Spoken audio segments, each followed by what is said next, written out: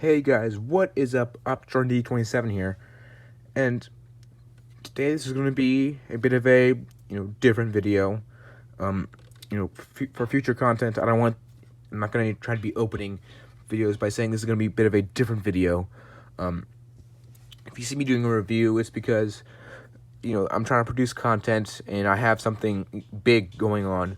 Now, big doesn't always mean something YouTube related. It could mean that I have something family wise going on, like family reunion or something happened and it needs my attention.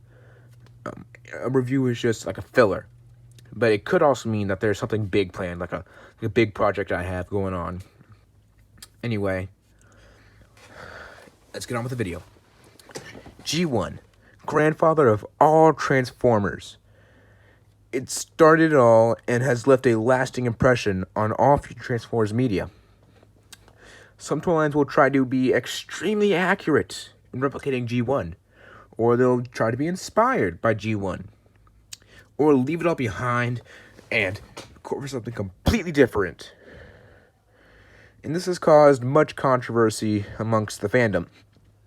I fall in the middle, where I like my figures to be different, but not completely ignore what came before. Except I can still appreciate the other aspects of the toy/series. Chug. The perfect mainstream toy line doesn't exist. There never will be.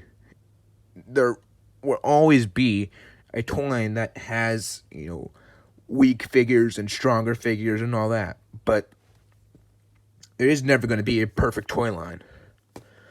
But the fandom has unofficially compiled a mass of toy lines and called it Chug. Chug, in my mind, is probably the closest you can get to a mainstream perfect toy line. Now, Chug. Classics, Henkai, United, and Generations. Classics was the first toy line to really bring back the G1 style, and Henkai is the Japanese version of Classics. Now, Classics, like I said, it's in the middle, so it's inspired by G1, but not, G1 accurate. It's not masterpiece here. And let's see. So Henkai is the Japanese version of Classics, with overall better paint schemes. Takara they're the ones that do masterpiece, and oftentimes they'll kind of band together with Hasbro, and they'll get the mold for a figure, and then they'll release it in their Takara Legends toy line. They'll often have better paint schemes, or they'll have like an extra accessory or something, but they often cost more. Alright. United is kind of like the Classics, but has different characters. Jazz here, this is Reveal the Shield, but there's also United Jazz as well, and Generations Jazz. So, there's that. And then Generations has some re-releases of previous figures across different toy lines, but it has adapted it into modern paint schemes. I mean, if you look at Generations Optimus Prime, Classics Generations Optimus Prime, then there's, you're gonna see the War of Cybertron game toy line, but it has like a different paint scheme. It looks really nice. Alright. Now, back to the game. Back to the video, I mean. Now, Generations has become a big name in TF toys, and in fact, I don't think there's any modern toy line that they don't have a hand on, and thus any modern toy line is now technically a part of Chug. So Studio Series and Siege and Authentics, all a part of Chug. And I prefer Classics Chug. So yes, Chug is a wider range now. I still prefer the classic version. Everything else is either trying to be more G1 accurate, or completely ignoring that and just doing whatever. So you have toy lines like Masterpiece, the WFC, and some third-party companies like Fans Hobby and stuff that try to go more G1 accurate, trying to replicate everything. Now, WFC isn't, trying to replicate everything, but you can see it is more G1 than anything else. It's stylized, but even Siege, it's ultimately stylized G1, but it is G1. So there's that. And then you have, toy lines for kind of people who want a more sort of authentic realism bit to their toys. So you have toy lines like Prime, Movieverse, Studio Series, and Animated. Well, I mean, animated isn't exactly, authentic type stuff where everything's real and all that. It's still, a more, it's a different toy line. And then, so there's that. Hey, you know how teachers say, learn from history so that it doesn't repeat itself? Yeah? Let's take that way too freaking literally. You know what, RC? Let's make her freaking blue. You know Bulkhead? No? Well, now you do. New character. And you know the nice, happy G1 characters? Yeah, it was a really great series. I mean, it's brought so many... Let's make them look like freaking monsters and kill them just as they get 2 minutes of screen time. Now, I'm not hating on Prime or Anime. They're both great series, but I'm hating on Movieverse. Alright. So, you see... look at Prime. If you were to put this figure in front of me, and then put a G1, inspired or G1 figure of Starscream in front of me, and say these two were the same characters, I would have slapped you. This is not Starscream. It's not Megatron. It's not RC. Who the frick is Bulkhead? I love Prime Starscream. I love Prime Megatron. I love Prime RC. I love Bulkhead. But these are completely different characters than we're used to in G1. I'm not saying this is a bad thing, but this is not G1, so it's, caused controversy amongst, the fandom. How this is not G1, it shouldn't be here, G1 is the ultimate, you should never disrespect it, blah, blah, blah, blah, blah, blah, blah, blah. And, after that came, well, not after that, Prime came after the movies, but, you have the movies. And they made everything look way too mechanical, and they killed off Soundwave, they killed off Shockwave, all in a few minutes of screen time. There's a whole bunch of characters. A long haul, you saw him in bot mode once, and it was only for a few minutes, and then he dies with the rest of the Constructicons later. Same thing with Mixmaster. Rampage, we never really saw much of him since, since the,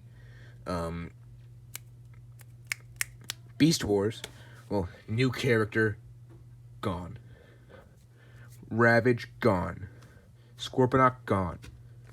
Jetfire, gone. I mean, they did do more with Jetfire, but gone.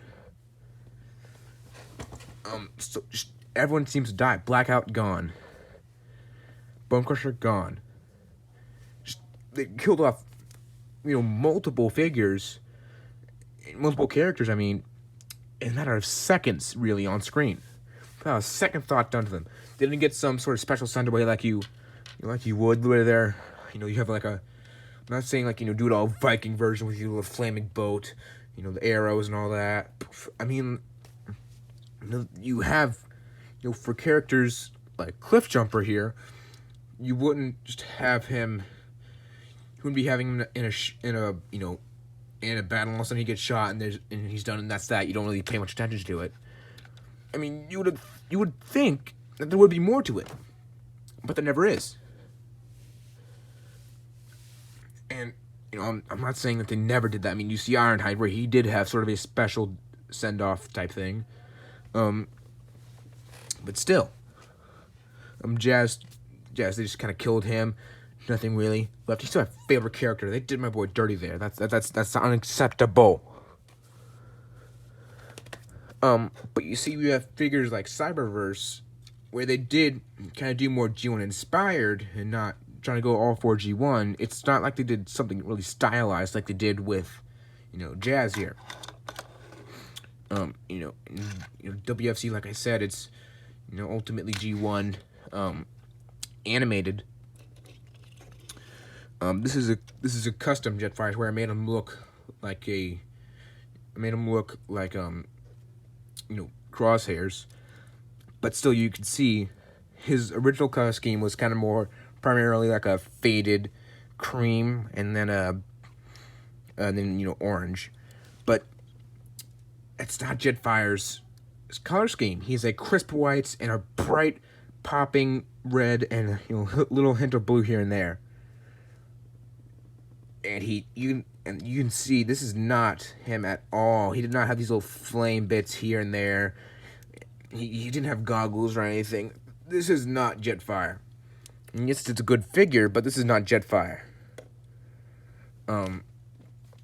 Look at this. Like I said, if you were to put this figure in front of me before I've seen the movies and say, this is Megatron, psh, this is not Megatron. This is some sort of weird mechanical beast thing. I'm just going to say it now. Rubber plastic is the worst. There's no friction whatsoever. It's not like this. Some of these toilets are even that great. I mean, I'm gonna say it now. I hate that Studio Series Topspin. Yeah, people are always talking about how great of a figure it is. It's not that great. I mean, the arms are lanky. The forearms are kind of blocky. I mean, the legs are kind of squat. And the little claw attachments, which are so prominent on him, these little small rubber plastic little peg on afterpieces that they just thought of last minute, and like, oh yeah, he has these bits. Here you go. Those things are prominent. They weren't, attached to him, like, right here on top. They were like protruding out of him. They were like practically his hands. And then the guns, rubber plastic. No! There's just a whole lot of that figure I do not like. I prefer the original. And you can see, in the original toy line for the movie verse, you can see where they did even more kind of stylized stuff, where it doesn't really look like G1 whatsoever. There's that. So here we have kind of like the golden boy. During the original days of Chug, I think were kind of like the golden days of collecting for me. I'm not saying I was alive at that time, but still. In my opinion, those are kind of like the golden days of collecting. You can see where they stylized this thing so much. If you were to say, this is Jazz, and you were to put G1 Jazz in front of me, I always been like, cool. Because this is Jazz. You can see the head sculpt is freaking amazing. It's stylized, but it's not monsterized. It's, you can see these forearms here, these arms, the wheels on top of his shoulders, the wings. It comes with speakers that you can fold out. This is a proper Jazz figure in my opinion. I'm not saying, I'm not saying like the Studio Series A6 figure Jazz is bad or anything. I'm just saying I prefer this Jazz over anything, because you can see it has all this stylized detailing to it, but it's not going overboard, because these things have a living metal. These things are living metal. I mean, you can see that in Prime, where you see their faceplate is one solid piece, but they're able to move it like they had lips, but they don't. It's a living metal aspect, so you can see they don't really require as many mechanical cogs and bits that they do in the Bayverse. I mean, this has such stylized bits of it. In the car mode, it's not striving to be some sort of Chevrolet Camaro figure car thing. It's its own thing. It's taking aspects of the G1 and of the Movieverse figure bit car type thing, if you know what I'm talking about, and it's kind of stylized it. It made it, combined the two and made it its own. It's such an amazing figure. The car mode is its own. It's not having to comply to whatever sort of car company. It has its own limits. it's taken its own liberties and it's come out on top. And I think this is during that time is the golden age for collecting. And that's probably one of the reasons why I love the Prime Wars trilogy so much, is because it's taken aspects from G1 and then stylizing them. While yes, these figures can be better, and they could have better posability and better transformations and all, it still has great designs. You can't deny that. Look at this thing. You can see all the detail and how everything looks nice. You don't see that on, you don't see that on this. You compare these two figures, I prefer this one. Yes, this thing has better articulation, better transformation, better vehicle mode, but this figure looks cooler. It just feels better. It doesn't rely on parts forming and say it's a deluxe when it's a Legends. It's things like that I love. I love it where it's stylized, where it's inspired but not, restricted, to where it holds to the G1 bits, but it doesn't, where it still, leaves it, but it also holds on to it to where it has, something it can go back to, something where you can, draw connections to, as opposed to this, or this, or this. Again, I love Prime. I love animated. It's just these are not the characters.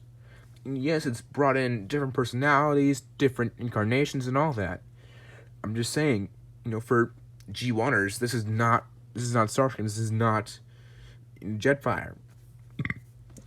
This is not Megatron. But I'm also saying that this has, it's left G1 and it's come out on top as well. So I'm going to stop criticizing them for a bit and explore.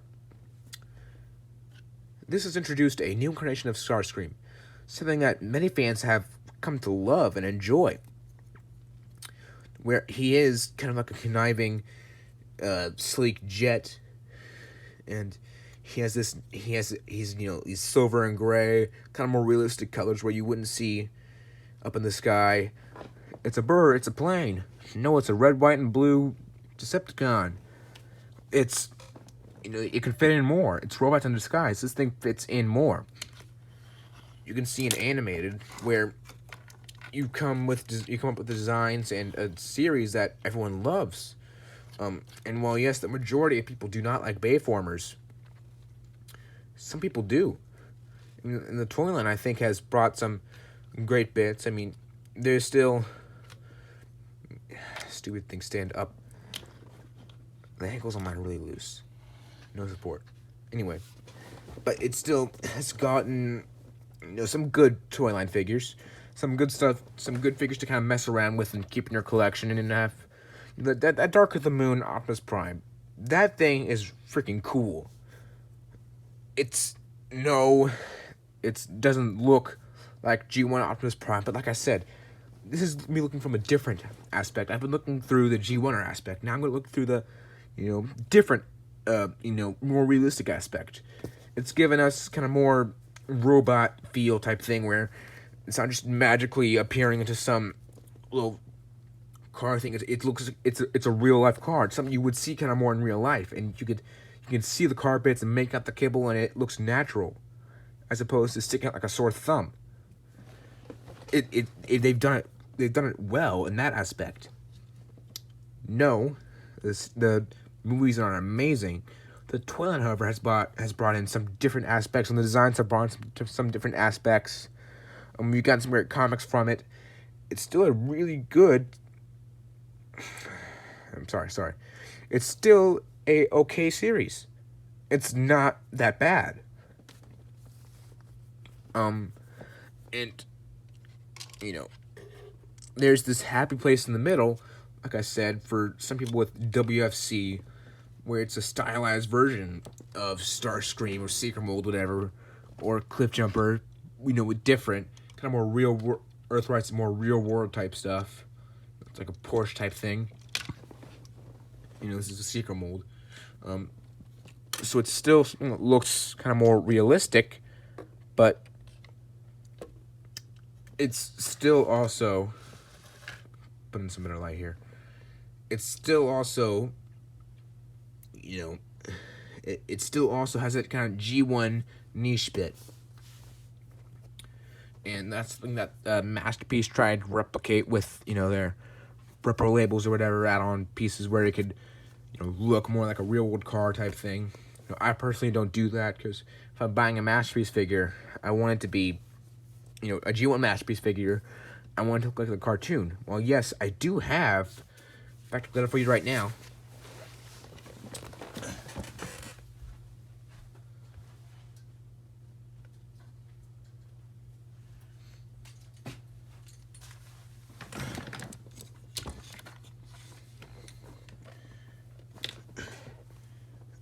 I do have some more realistic figures, from the Movieverse toy line where it has cars that are realistic, and vehicles and all. And I'm just gonna say this now. A Transformers toy line should not be hindered by transformation. That's something that's come across in many toy lines and media, where it's one of the reasons why people hate G1 so much is because it's dumbed down. It's a simple transformation figure thing where it's all flat and there's no real, kind of jagged bits to it where there's more detailing and all. If you were to see Megatron, with his character, you think maybe there would be like some kind of spikes or something like, menacing bits. But there isn't. Not in G1.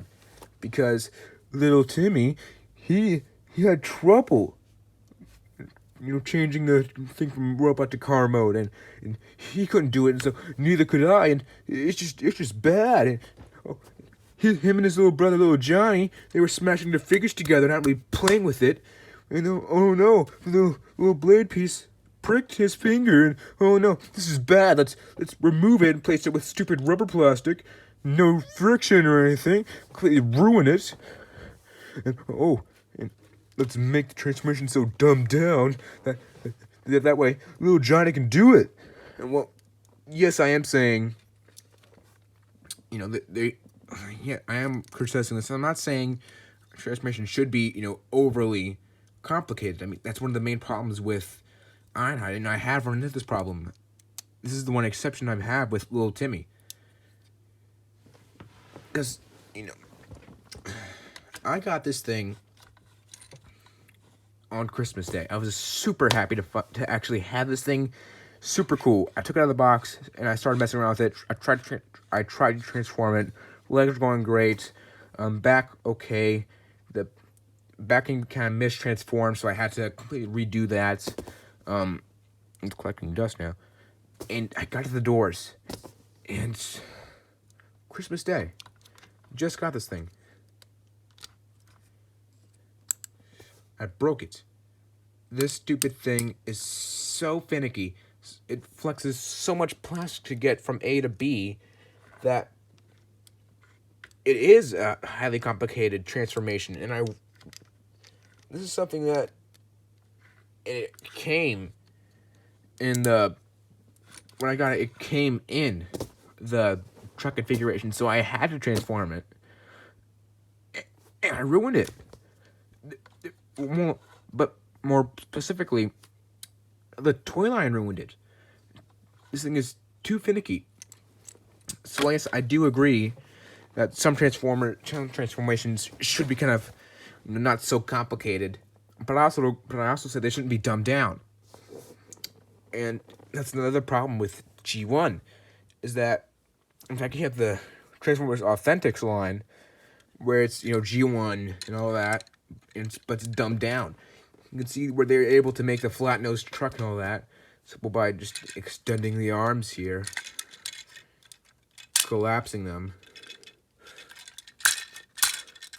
I'll just collapse. Make me look bad on camera. Dang it. Anyway, it collapses. Bring this forward. fold in the legs, and boom, you have your truck. It's a stupid little, it's a G1 design, and it's so stupid, but honestly, you also have to look through the eyes of, I wouldn't entrust my 5-year-old, even though it says like ages 5 and up and stuff. I wouldn't trust my 5-year-old with a Studio Series figure. I think Studio Series figures should be kind of more 10 and up or 12 and up or something like that, where there's a maturity rating somewhere.